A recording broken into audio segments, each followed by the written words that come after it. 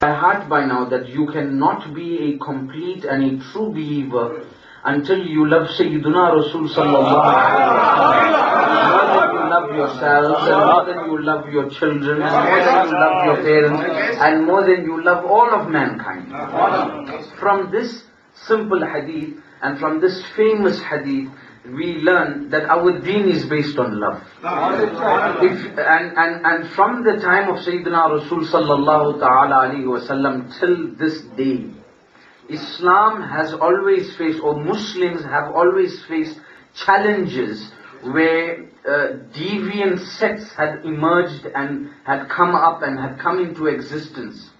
From the time of the Mu'tazila sect to the time of the Qadariyah sect, till the time of the, till the Shia, and then the Rawafid, in the time of the Imams of Fiqh, and all of this, up till this day, it's not something that, we face with today, something new, that, there's these new sects all around, how do we react to it? No. Imam Abu Hanifa, Imam al-Shafi'i, Imam Malik, Ibn Anas, radiallahu anhu majma'in, all these Imams, all the Akabirin, the seniors, the predecessors of this Ummah, all had to face the calamity of having people emerging within the Ummah with deviant and corrupt beliefs. So, if it is a constant problem that has been happening throughout history, and it's still happening today, what should we do? We should try to learn how the pious predecessors of this Ummah reacted to the problem, and we should try and emulate their reaction. So we should look, for example, at Imam al-Shafi'i radiallahu anhu. How did he react? So we should react in the same manner. There is no need for us to innovate reactions or innovate methods to react to the problem. Imam al-Shafi'i radiallahu ta'ala in his time, the problem of the Rawafid was very famous. And people to the extent accused him of being a Rafidi. Rafidi, they said that because he loves the Ahlul Bayt so much, and because he is so engrossed in the Ahlul Bayt, he is a Rafidi. This was the claim. And today people are making a claim against you. What are the claims? Now remember the claim that was made against Imam al-Shafi'i, and the claim that is made current day against you. So they called Imam Shafi'i a Rafidi. Why? Because he loved the Ahlul Bayt a lot. He had immense love for the Ahlul Bayt. And at that time, people used to abhor and censored, scholars and significant figures who, used to speak about the Ahlul Bayt a lot. Today, what's the claim against you? You are a bidati. Today, what's the claim against you? You are a kabar pujari. What's the claim against you today? You are a grave worshipper.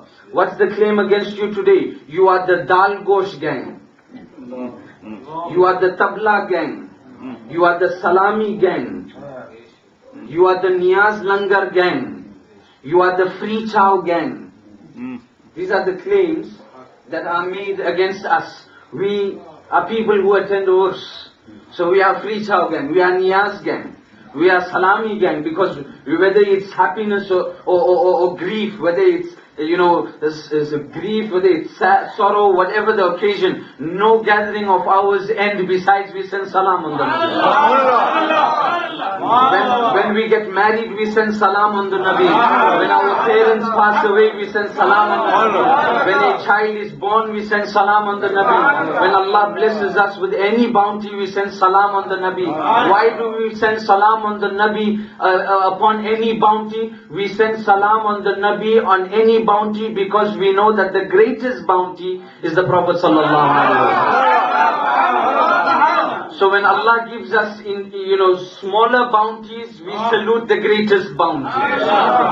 Any bounty we celebrate and we salute the greatest bounty, and we say that it is by virtue of the greatest bounty that Allah has given me this bounty. Fine, so we are accused as Salami people. We are people of Salam. We are people of Niyaz. We are people of Langar. We are people who they say in inverted commas, grave worshippers. We go and we kiss the grave. So what should our response be now? Now this is what brings me to my point. When it comes to these accusations, people react in two ways. There are people who react in two possible ways. The first possible way of reacting to the situation on somebody is calling you these names is you shy away, you feel a bit embarrassed about it, and you say, you know what, I should not be doing these things in public because people are making a story about it. People are calling me names. Nare Takbir! Nare Takbir! Nare Risalah! Nare Risalah! Ulama-e Ahl Sunnah! Ulama-e Ahl Sunnah!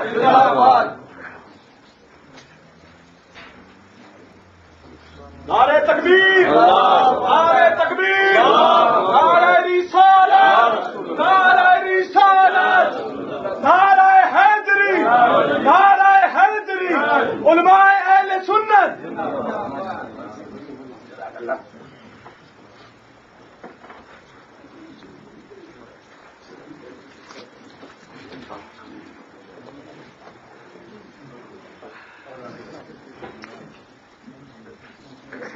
MashaAllah, as you can see with the increase in the number of guest ulama, the importance of me continuing with this message decreases. However, I will conclude in 2 minutes.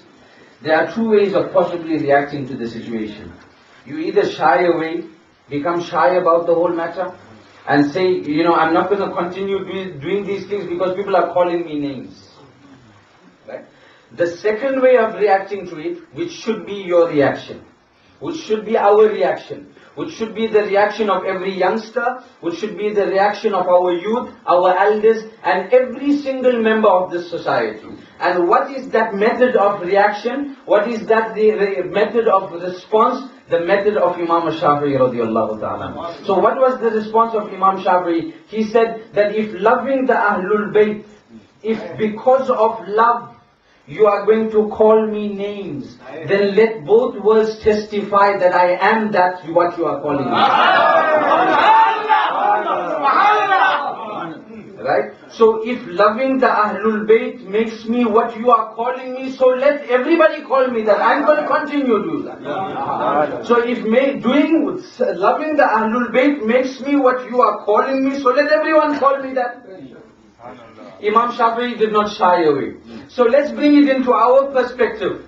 If loving the awliya Allah makes us what you are calling us, so carry on calling us that we will continue loving the awliya. If loving the awliya makes me what you are calling me, so carry on calling me, but never for once think that by you calling me those names, I am going to stop loving the awliya. Because even if the whole dunya gets together to call me the name that you are calling me, it's going to do nothing to decrease my love for the awliya. Why? Something that was instilled by you can be removed by people.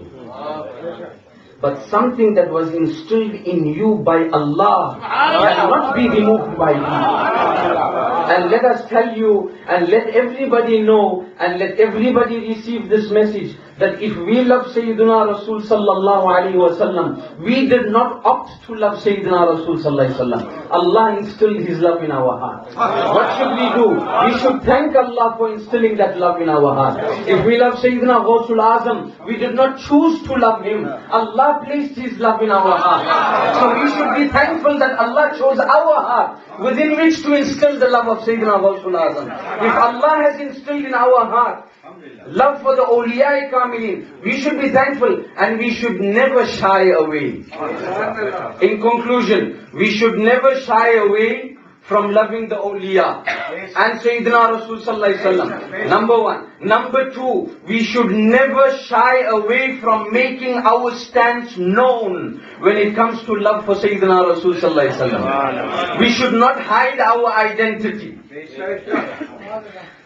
Diplomacy does not mean to hide your identity. You keep your identity, and wherever you go, you make your identity known. Whether people you are with are in conformity with your identity or have their own identity, whether you are with your own or you are with the opposition, you keep your identity firm and high above. That I am here as a Sunni. Subhanallah. I am a Sunni before I am anything else. I am a Sunni before I know you. I am a Sunni before I am lecturing at this function. I will be a Sunni wherever I go. And inshallah I make dua that I die with this Sunniyah. And I die on Ahlus Sunnah wal Jama'ah. And I raise and I come back to life, and Allah instills life in me, in my grave, on Ahlus Sunnah wal Jama'ah. So by virtue and through the blessings of being on Ahlus Sunnah wal Jama'ah, when I am asked, who is this? When I am asked, who is this? Ma kunta taqulu fi hadha ar-rajul. When I am asked, who is this personality? The blessings of my salam on that Nabi, the blessings of my love for that Nabi, the blessings of the milad of that Nabi, the blessings of everything and every attachment to the name of that Nabi may make me reach a state where that same Nabi says, don't ask him who I am, ask me who he is. I know him better than he knows me. I know him better than he knows me. So always make your identity known. We are Ahlus Sunnah wal Jama'ah. And in conclusion, nobody has the right to determine whether or not you are on Ahlus Sunnah or not. Ahlus Sunnah wal Jama'ah, I am on Ahlus Sunnah wal Jama'ah. So if you, for example, are saying you are not Ahlus Sunnah wal Jama'ah, and I am saying I am Sunni Sahihul Aqidah, I love the awliya, I love Ghawsul Azam, I love Khaja Gharib Nawaz, who's going to be correct? Who knows what I am more than me myself? So remain firm on this path. Love the awliya kamilin and make your identity known. Youngsters who are going to school, who have Sunni learners there and Tablighi learners there, or learners who come from a Deobandi background or a Tablighi background or a Tablighi Jamaat background, you need not to shy away. You need not to shy away that I must hide and read Salami, I must hide and give pamphlets for Milad, I must hide and do Gyaravi Sharif, I must hide and do Khatme Qadiran, I must hide and read Khatme Qadriya, I must hide and distribute Niyaz amongst the teachers. No, you should not be shy of them, they should be shy of you. You should not be shy of them, they should be shy of you, for they are fake and you are original. They are fake and you are original. Ahlus Sunnah wal Jama'ah is the original deen. And the ulama will explain further how it became and began being called Ahlus Sunnah wal Jama'ah. I don't want to eat into the time of the ulama. Maulana Rajab told me 5 minutes. And then he told me 10 minutes. I think that I have delivered whatever little I have. The rest I leave it to the ulama kamilin. I leave it in the capable hands of the brilliant and very great and esteemed ulama that have graced this function. May Allah subhanahu wa ta'ala keep us firm. May Allah subhanahu wa ta'ala keep us firm. Remember brothers, love is the criteria. How well a person talks is not the criteria. How well a person reads the Quran and whether he imitates Sudais or whether he imitates Shuraim or he imitates any other Imam of the Haram, that's not the criteria. That's not the criteria for us at least. That's not the criteria for us at least. We have one criteria. We have one criteria to determine whether he is ours or not. And that one criteria is love. When we see love, we go close to him. When we see that he loves Sayyidina Rasool sallallahu alaihi wasallam, we go close to him. Hum ishq ke bande. Hum ishq. Ala Hazrat Imam Ahl Sunnah radiyallahu anhu said very beautifully, Taiban sahi afzal, Makkah hi bada zahid. Hum ishq ke bande. Hum ishq ke bande. So the message is you should come back and create your bond with this criteria of love. And may Allah subhanahu wa ta'ala grant all of us unity under one banner and one banner. And that is the banner of Ahlus Sunnah wal Jama'ah. Wa akhiru da'wana alhamdulillah. माशाअल्लाह सुभानअल्लाह उलमाए कराम की कसीर तादाद आपके सामने मौजूद है। इन सब की खिदमत में जल्दी से कुछ कहना चाहता हूँ कि आप सब ने छेड़ा तो जाग उठा मेरा ज़ौक़ दिल। आप सब ने छेड़ा तो जाग उठा मेरा ज़ौक़ दिल। इश्क ने अंगड़ाइयां ली हुस्न की तासीर से।